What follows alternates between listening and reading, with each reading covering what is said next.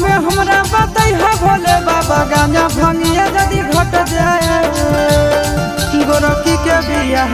कट जाए आ चढ़ल तिलक लट जाए गोरखी के बियाह कट जाए आ चढ़ल तिलक लट जाए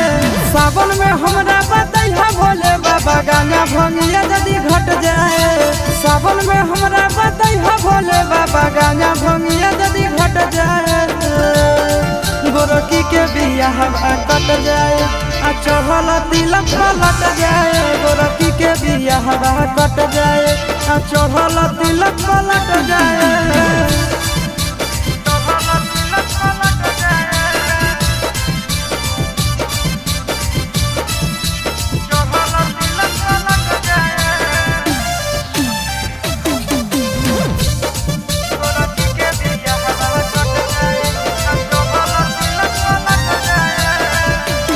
तोरा चेला के अकेला छोड़ा दिलक भोला जी सावन चढ़ते मोरा दिलक छोड़ा दिलक भोला जी तोरा चेला के अकेला छोड़ा दिलक भोला जी सावन चढ़ते मोरा दिलक छोड़ा दिलक भोला जी ऐसन पूछू कारा कि बाबा हमारे से फेर पट जाए ऐसन पूछू कारा कि बाबा हमारे से फेर पट जाए गोरखी के बियाह कट जाए आ चढ़ल तिलक लट जाए गोरखी के बियाह कट जाए आ चढ़ल तिलक लट जाए।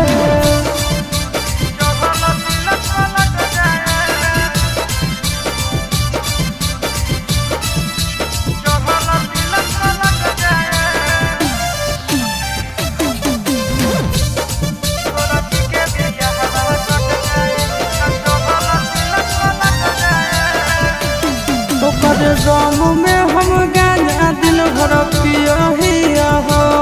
तोरे नाम के सहारा से बाबा जिया हो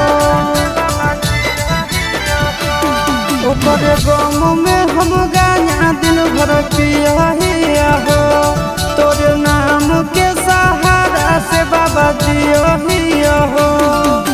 चिंटू राजा आशीष के इज्जतिया बाबा बच जाए चिंटू राजा आशीष के इज्जतिया बाबा बच जाए गोरखी के बियाह कट जाए आ चढ़ल तिलक लट जाए गोरखी के बियाह कट जाए आ चढ़ल तिलक लट जाए।